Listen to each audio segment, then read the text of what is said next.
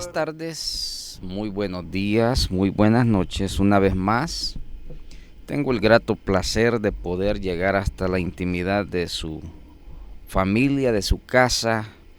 Muy posiblemente me esté escuchando en esta oportunidad en el centro de trabajo donde usted labora.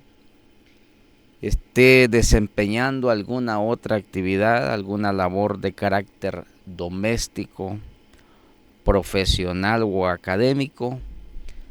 Sea usted muy bienvenido a esta emisión más de su programa Cristo a tu puerta.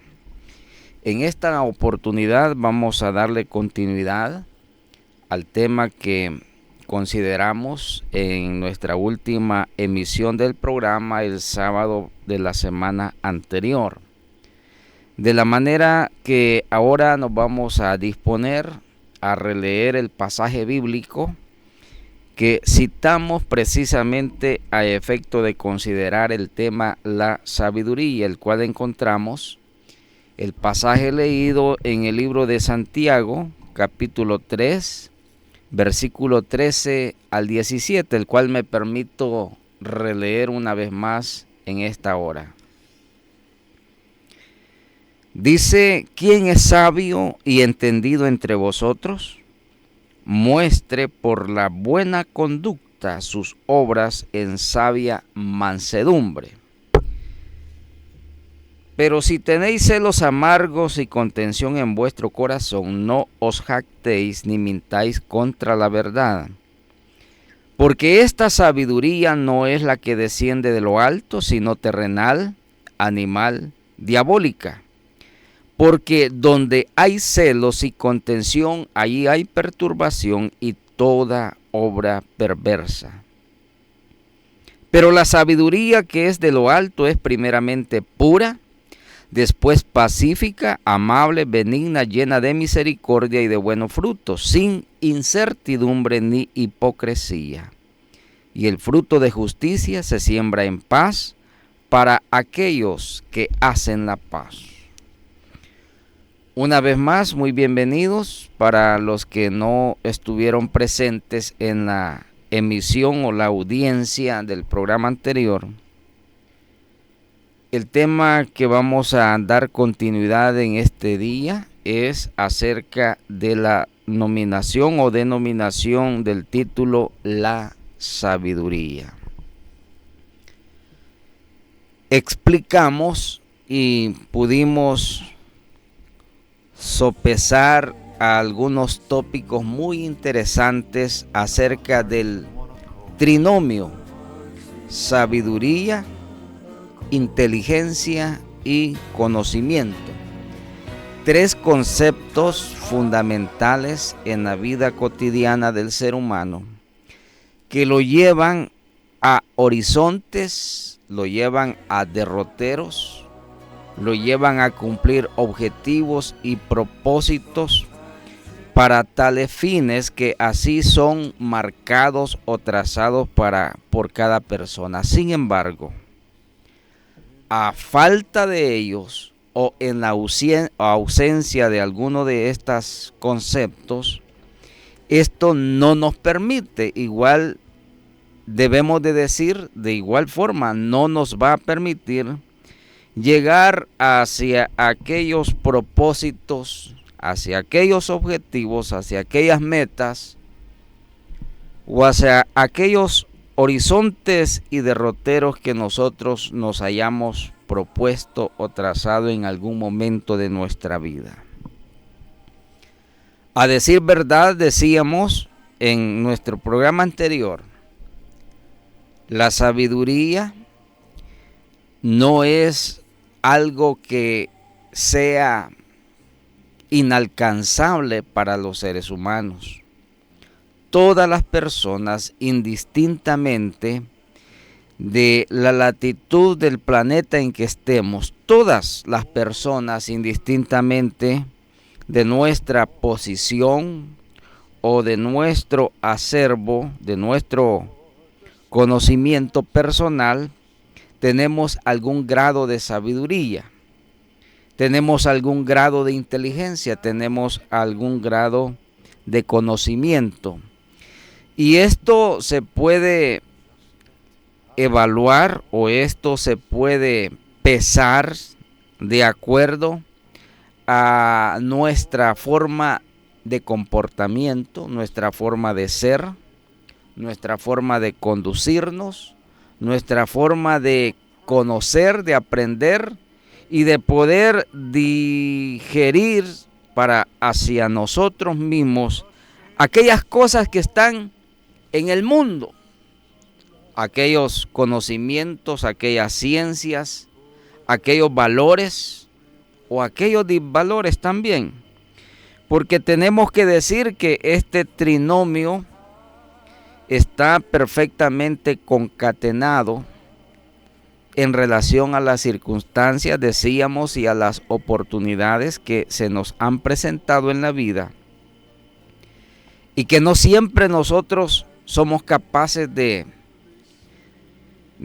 evaluar correctamente, en el sentido que no siempre le damos la importancia a estas cosas. De hecho, hay personas que desprecian, como la misma Biblia nos dice en el libro de Proverbios, que hay quienes desprecian la sabiduría, que hay quienes desprecian el conocimiento, que hay quienes desprecian la inteligencia, y eso no quiere decir que exista ausencia de estos valores intrínsecamente conectados en la naturaleza humana.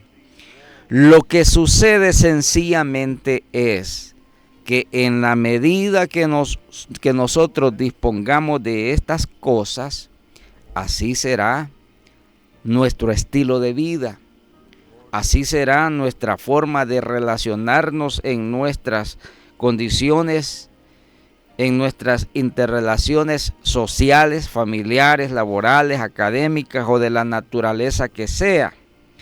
Esto quiere decir sencillamente que tenemos algún grado de sabiduría, tenemos algún grado de inteligencia, tenemos algún grado de conocimiento. Y esto la misma ciencia lo puede evaluar de acuerdo a algunos estándares, como por ejemplo el coeficiente intelectual que define la capacidad inteligible de la persona. Respecto de la sabiduría, es un asunto un tanto más delicado, porque la misma definición de sabiduría colige el concepto de entender que sabiduría significa saber elegir bien, saber vivir bien, saber conducirse bien.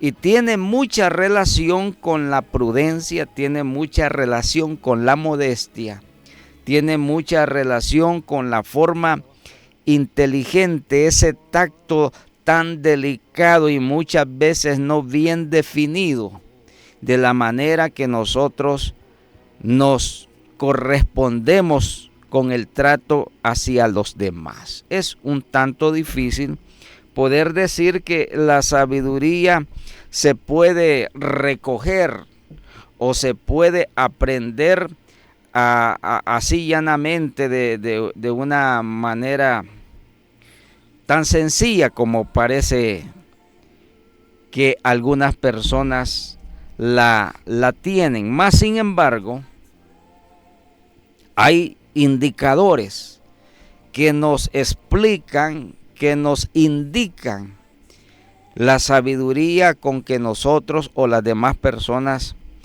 pueden o tienen en su vida.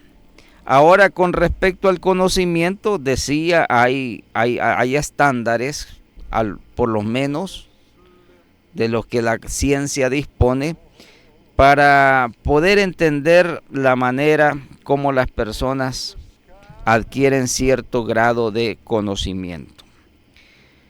Voy a obviar algunos aspectos que ya mencioné en el programa anterior en relación a los condicionantes que las personas tienen o tenemos en relación a la adquisición de estas cosas. Ahora bien, la Biblia nos habla acerca, en primer lugar, de la sabiduría, que es estrictamente el pasaje que hemos leído.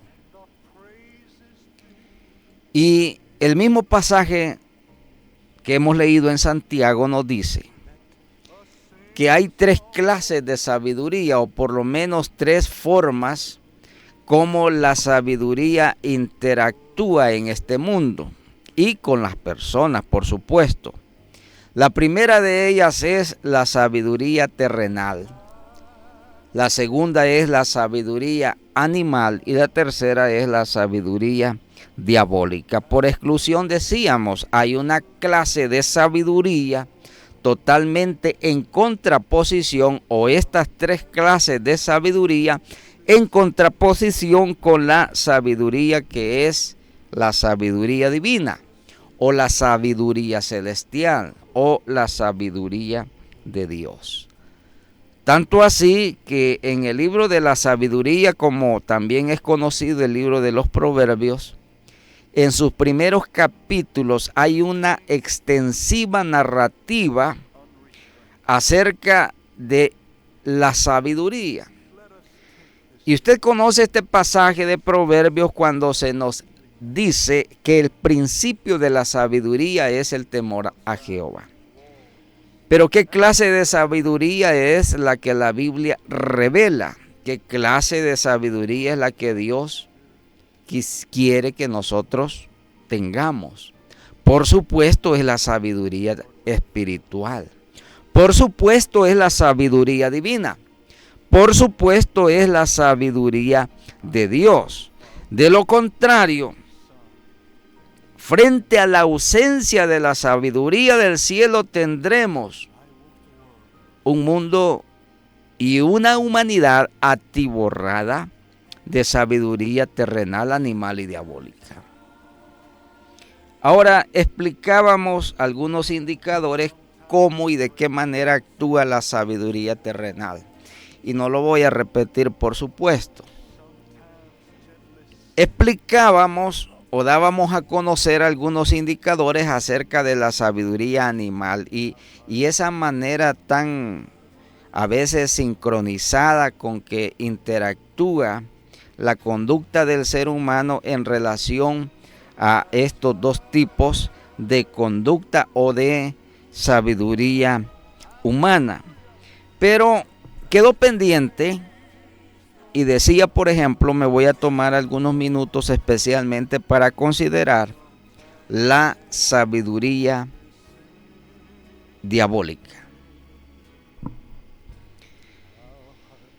Para todos es conocido que en el mundo espiritual de las tinieblas, porque hay que hacer mención necesariamente que el ser humano está frente a dos mundos espirituales.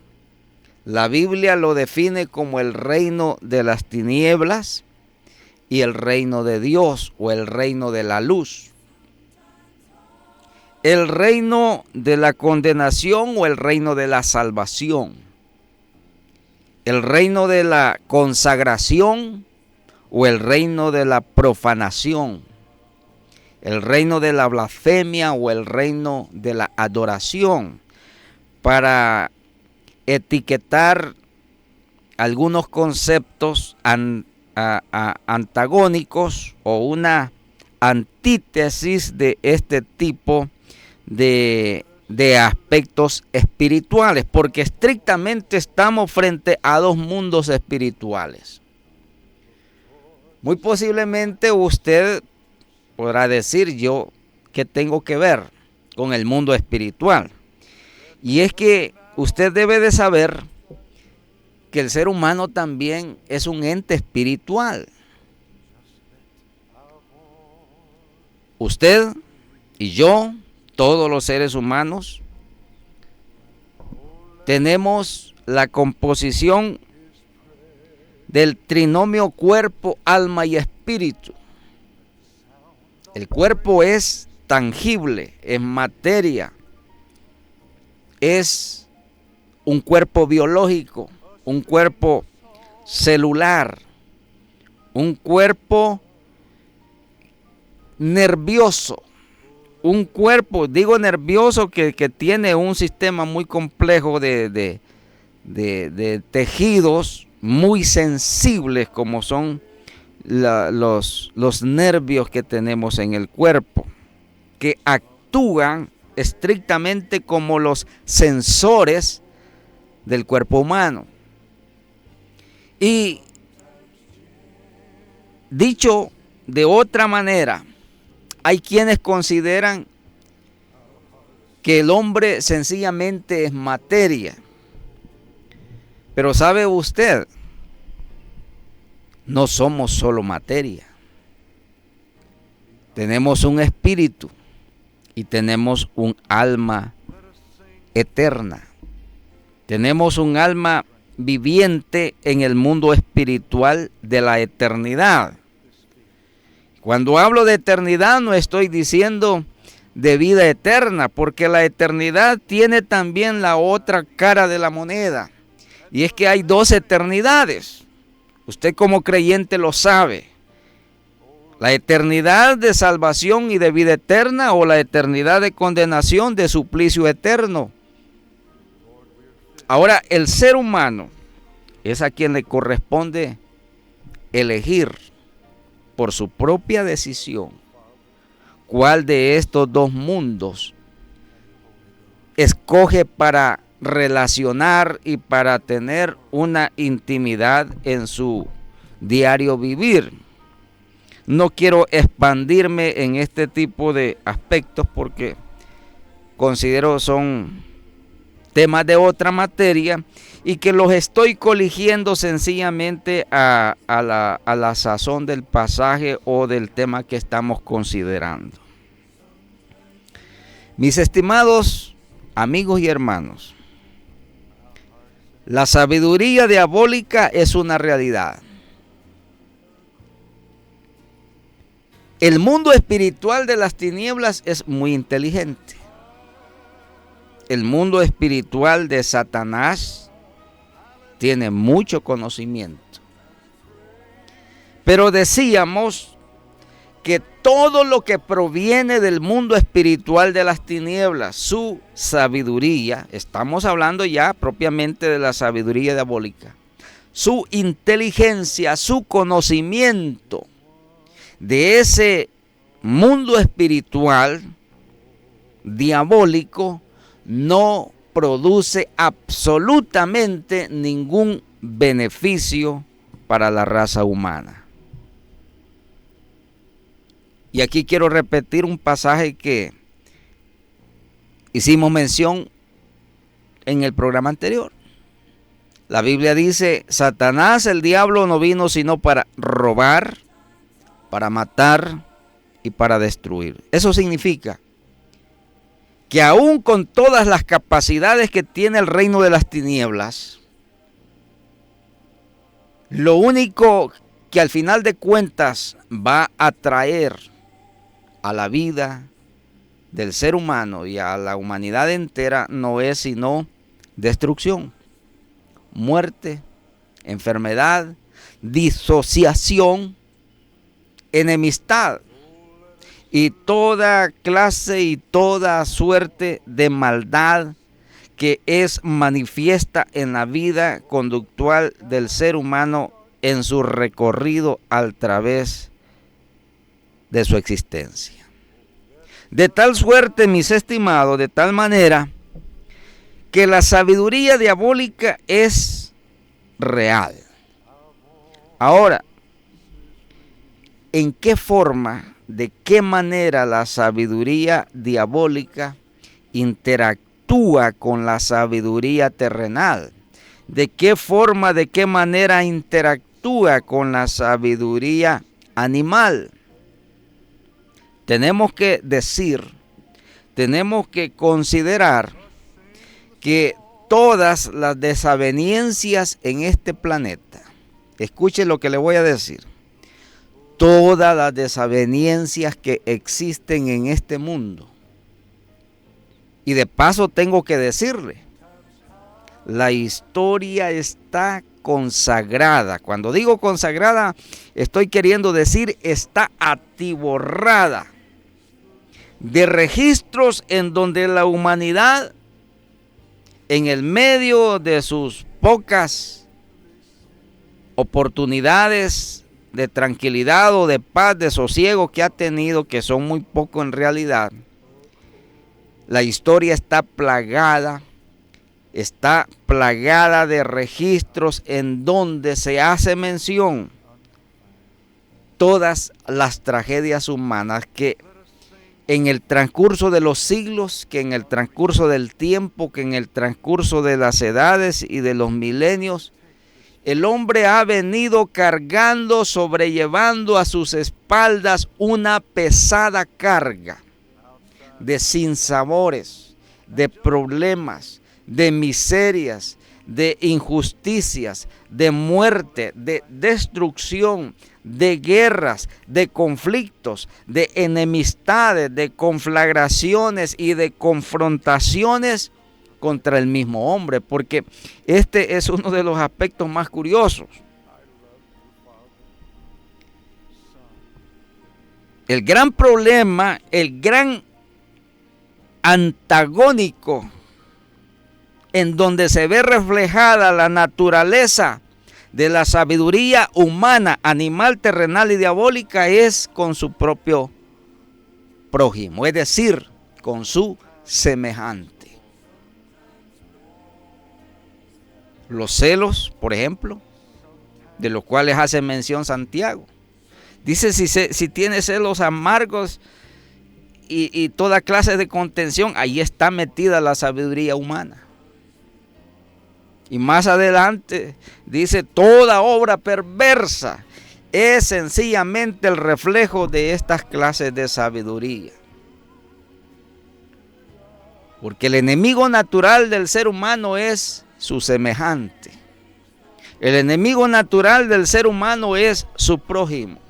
El enemigo natural del ser humano a veces se convierte su propia familia. El enemigo natural del ser humano es su vecino. El enemigo natural del ser humano es sus gobernantes. El enemigo natural del ser humano es sus conciudadanos. Es decir, a donde quiera usted vuelva su mirada y eche un vistazo a su alrededor, se va a dar cuenta que los grandes conflictos que ha tenido la humanidad a través del tiempo ha sido con la misma humanidad.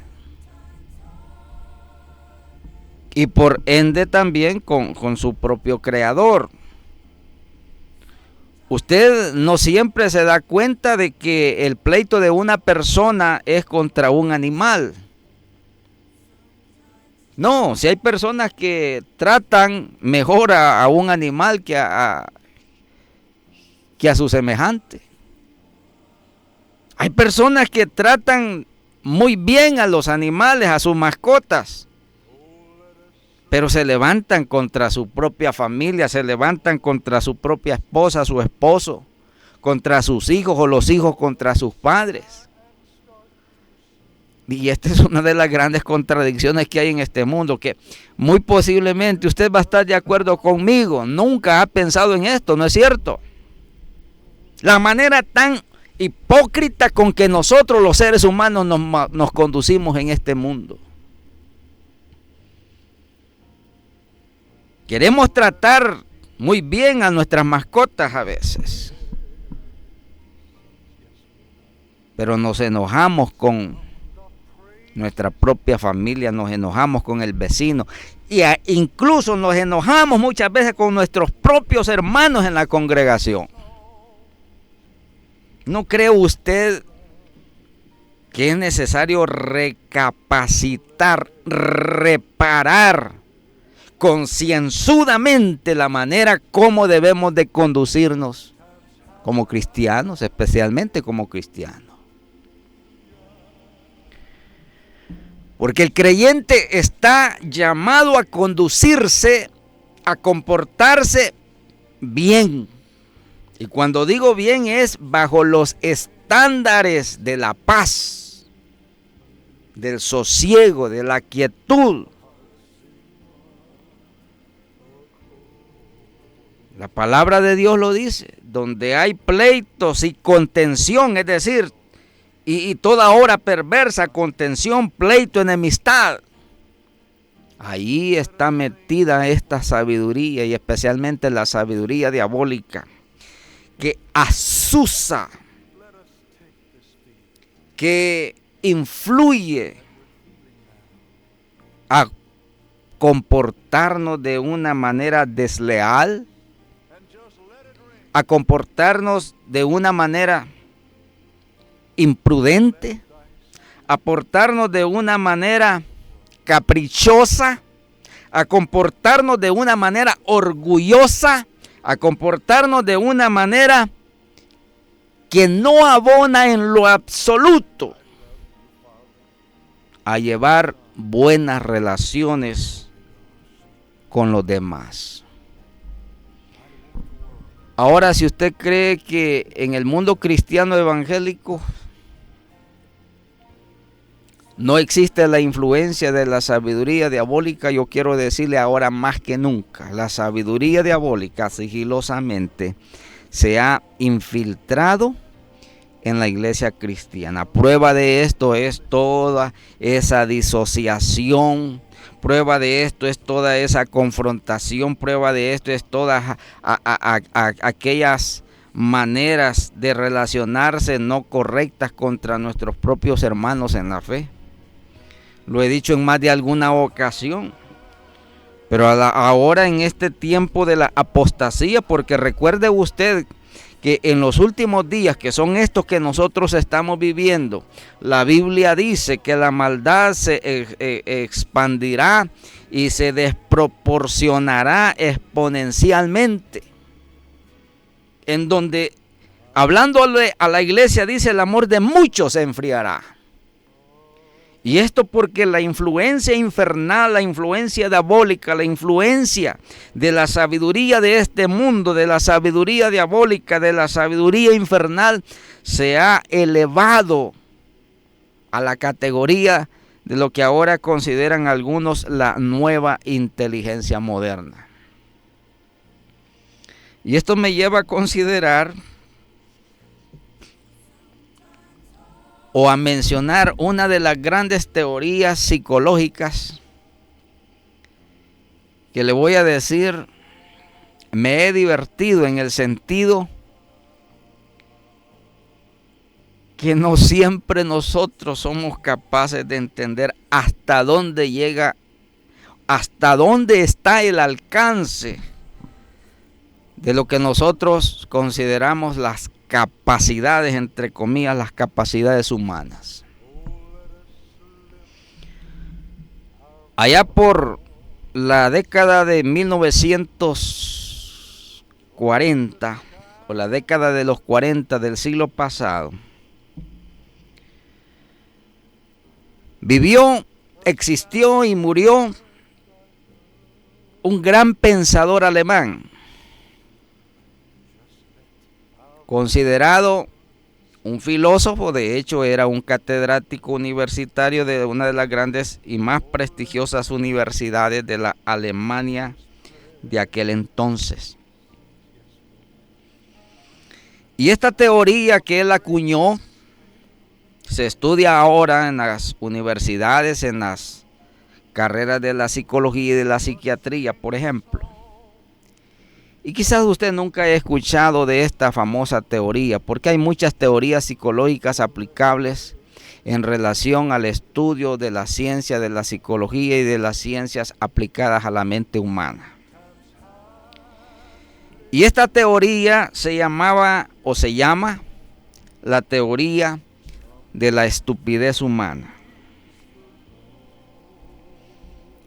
Catedrático universitario y de paso pastor evangélico de las iglesias más antiguas y tradicionales de la Europa occidental de aquella época.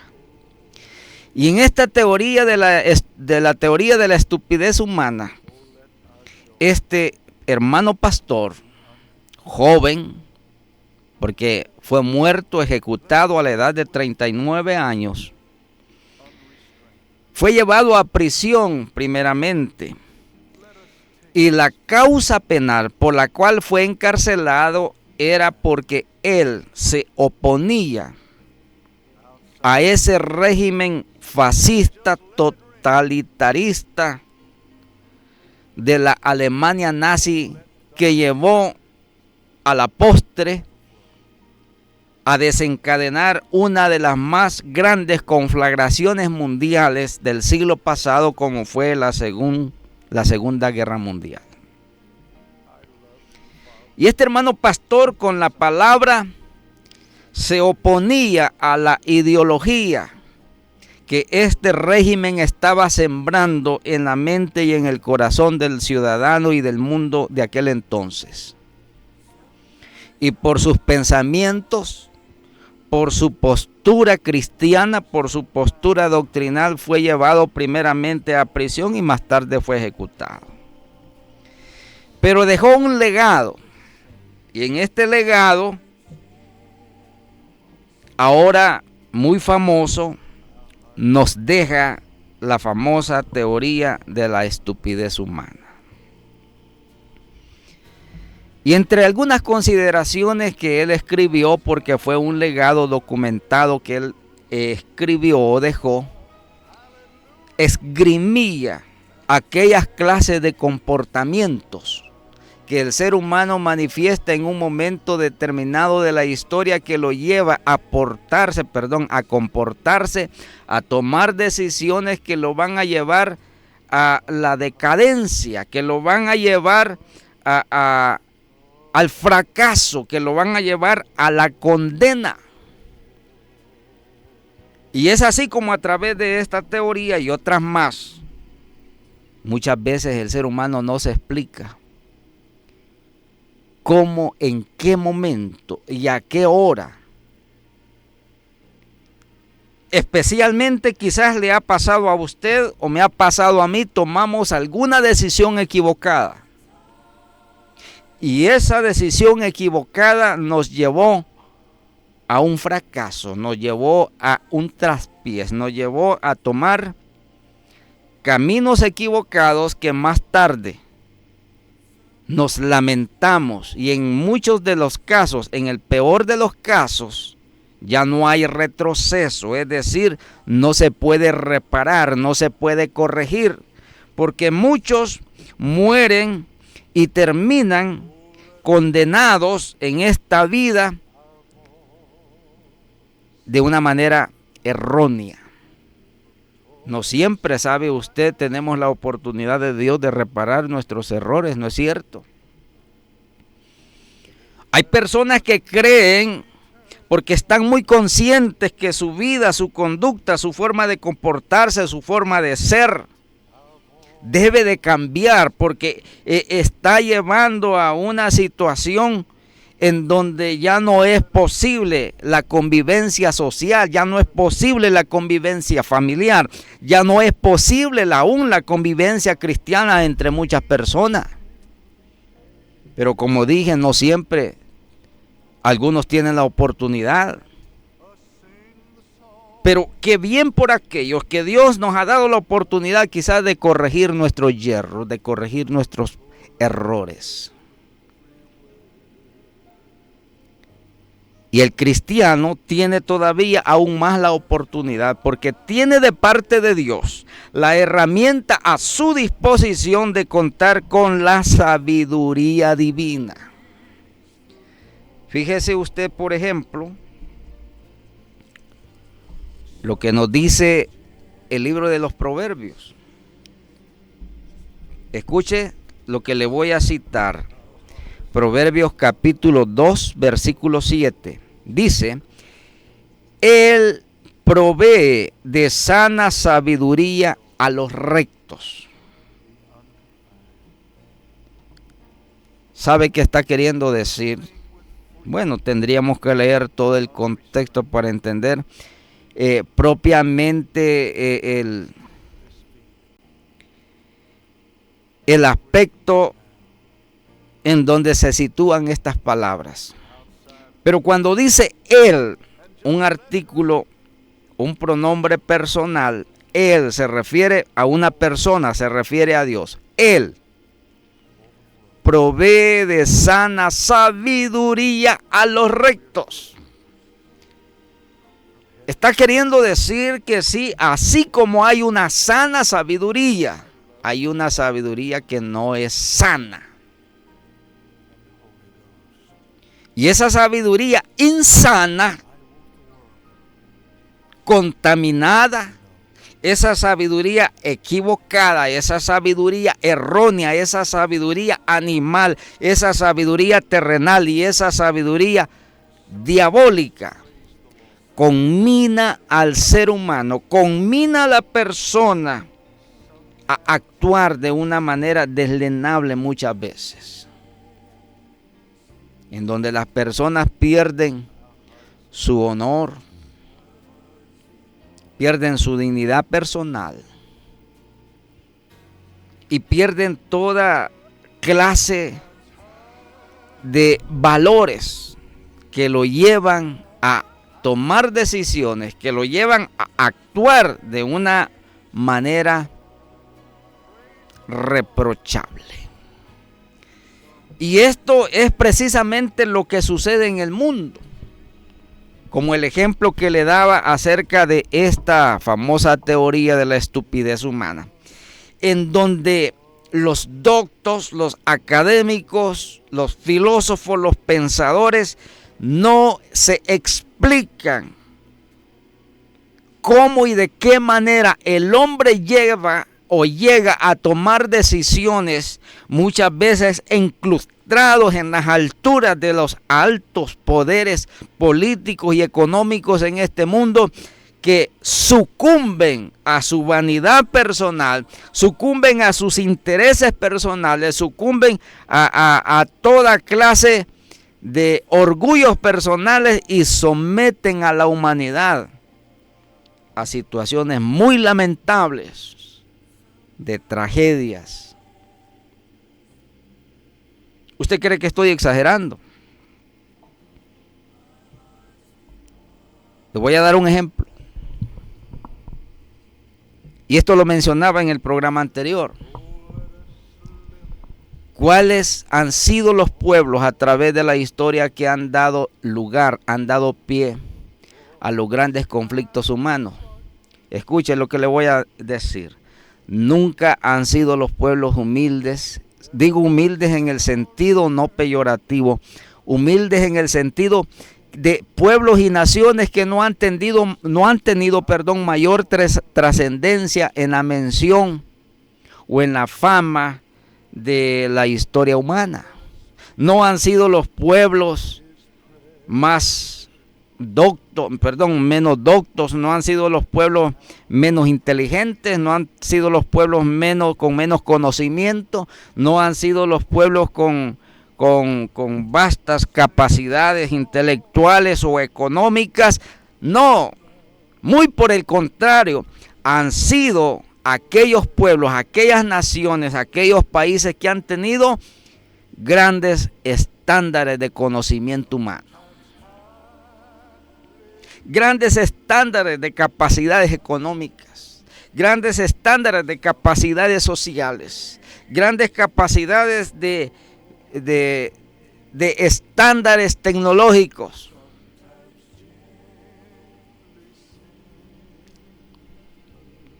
¿Usted cree que estoy exagerando?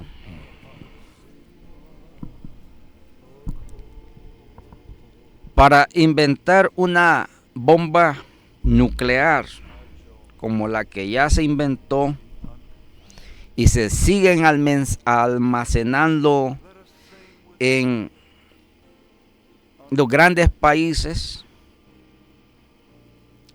¿quiénes fueron los que inventaron estas clases de armamentos atómicos?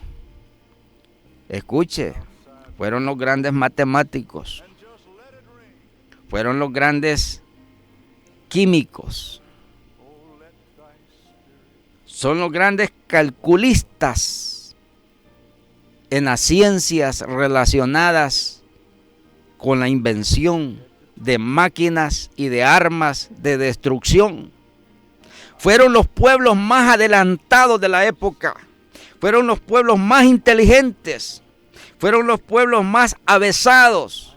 Aquellos que dieron lugar a tomar decisiones de declaratorias, de guerras, de invasiones territoriales, de invasiones económicas, de guerras comerciales y de toda suerte y de toda clase de desaveniencia que usted puede imaginarse en este mundo.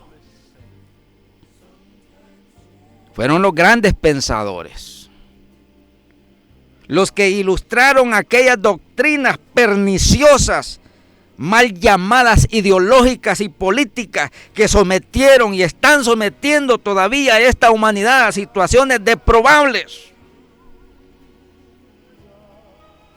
¿Quiénes cree usted que inventó el marxismo-leninismo, por ejemplo? Doctrinas aberrantes, paridas y nacidas desde las entrañas del infierno. ¿Dónde cree usted que nació el fascismo, el nazismo alemán? En las prácticas del ocultismo que el Partido Nacional Socialista de la Alemania nazi de aquella época practicaba. Esto es algo que la historia no lo da a conocer muchas veces. Creemos muchas veces que el problema es político, pero detrás del asunto político está también incrustado muy ocultamente poderes de las tinieblas. Y si no, dése cuenta usted por su propia cuenta, que los grandes líderes del fascismo alemán, por ejemplo, eran practicantes de las ciencias ocultas. Y no nos vayamos tan lejos del siglo pasado. Vea usted las ceremonias de investiduras presidenciales que la mayoría de los gobernantes del mundo celebran en su ascensión de poder político. ¿Qué están celebrando? Ceremonias de chamanes, ceremonias de santeros, ceremonias de brujos, ceremonias de santería, ceremonias diabólicas. Ahora se explica a usted por qué el mundo está como está. Porque el diablo, esa sabiduría diabólica, se ha incrustado profundamente en las entrañas de la sociedad. La Biblia dice: no tenemos lucha contra sangre y carne, sino contra potestades, contra gobernadores, contra príncipes de las tinieblas, contra regentes, contra gobernadores territoriales que tienen sometida la voluntad, la conciencia y el pensamiento humano. ¿Y el resultado cuál es? Un mundo altamente conflictivo. Una sociedad altamente crispada, en donde muchas veces las soluciones se dan ya por inalcanzables, fallidos. De hecho, hay un concepto sociológico y político ahora en donde ya se considera a estas alturas algunas sociedades en el mundo fracasadas totalmente. A esto se le llaman estados fallidos, es decir, países y naciones sin futuro, en donde venga quien venga a gobernar, se echen a andar los planes que se echen a andar, ya esa sociedad se considera perdida para siempre. Porque es tanta la maldad, es tanta la desigualdad, es tanta la injusticia, es tanta la violencia, es tanta la muerte, es tanta la desgracia que llena diariamente las calles, los pueblos, las ciudades, los barrios, las colonias, las aldeas, pueblos enteros, naciones enteras que están sometidas y regidas por el poder de las tinieblas.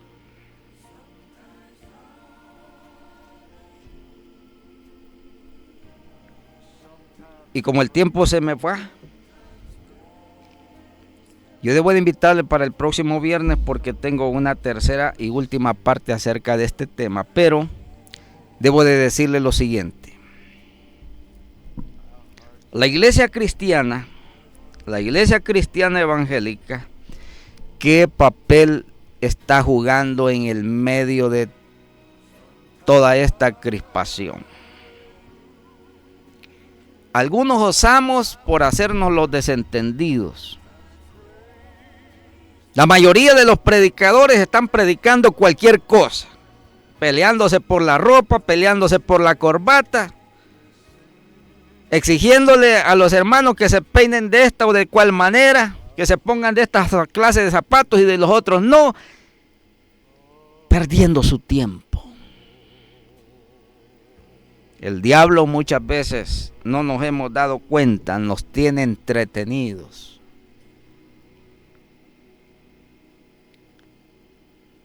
Peleando por trivialidades. En estos días, muchos predicadores peleando por la Navidad que se celebra hoy y mañana, creyendo que el pollo que cocinaron este 24 es el demonio y que si se lo comen están condenados para la eternidad. Hermano, me permito decirle con todo respeto, tenemos que ser un poco más inteligentes. Tenemos que ser un poco más concienzudos y pedir de Dios la sabiduría celestial. Me quedo hasta aquí en esta oportunidad. Yo debo de agradecer de usted una vez más su fina atención y haberme acompañado durante estos 50 minutos en la transmisión de su programa. Espero contar con su sintonía en la próxima emisión, el próximo viernes, siempre a partir de las 8 de la noche. Bendiciones a cada uno de ustedes y saludos a todos los hermanos en el extranjero y en nuestro país que disfrutan escuchar palabra de Dios. Será hasta entonces.